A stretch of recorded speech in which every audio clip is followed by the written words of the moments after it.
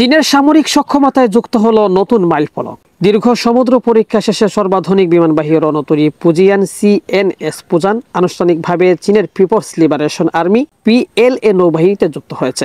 দক্ষিণ চীনের হাইনান প্রদেশের সানিয়া শহরের একটি নৌবন্দরে অনুষ্ঠিত এই কমিশনিং ও পতাকা প্রদান অনুষ্ঠানে উপস্থিত ছিলেন চীনের প্রেসিডেন্ট শি জিনপিং। পুজিয়ান হল চীনের তৃতীয় বিমানবাহী রণতরী। এর আগে লিওরিং ও শানডং নৌবাহিনীতে যুক্ত ছিল। তবে পুজিয়ান সম্পূর্ণভাবে দেশীয় নকশা ও প্রযুক্তিতে নির্মিত প্রথম সুপার ক্যারিয়ার, যা চীনের নিজস্ব সামরিক উৎপাদন সক্ষমতার নতুন দিগন্ত উন্মোচন করেছে। এটির সবচেয়ে গুরুত্বপূর্ণ বৈশিষ্ট্য হল ইলেকট্রোম্যাগনেটিক ক্যাটাপুল্ট সিস্টেম, যা অত্যাধুনিক প্রযুক্তিতে যুদ্ধবিমানগুলোকে অল্প দূরত্বে পূর্ণ জ্বালানি ও ভারী অস্ত্রসহ দ্রুত উড্ডয়নে সক্ষম করে। বর্তমানে এই প্রযুক্তি শুধুমাত্র যুক্তরাষ্ট্রের USS রণতরীতে ব্যবহৃত হচ্ছে। বিশেষজ্ঞদের মতে এই প্রযুক্তি পুজিয়ানকে একসঙ্গে আরো বেশি সংখ্যক বিমান উৎক্ষেপণের ক্ষমতা দেবে, যা যুদ্ধ সক্ষমতা বহুগুণে বাড়াবে।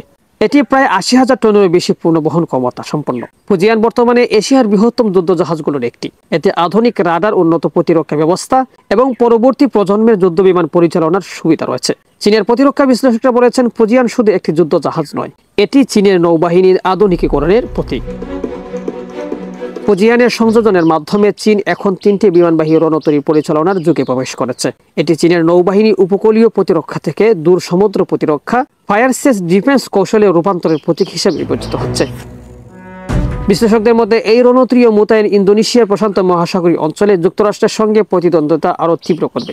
বিশেষ করে দক্ষিণ চীন সাগর ও তাইওয়ান প্রণালীতে এর উপস্থিতি কৌশলগতভাবে অত্যন্ত তাৎপর্যপূর্ণ বলে মনে করা হচ্ছে। পুজিয়ানের কমিশনিং আমাদের জাতীয় প্রতিরক্ষা শক্তির ঐতিহাসিক অগ্রগতি এবং সামুদ্রিক নিরাপত্তার নতুন দিগন্ত।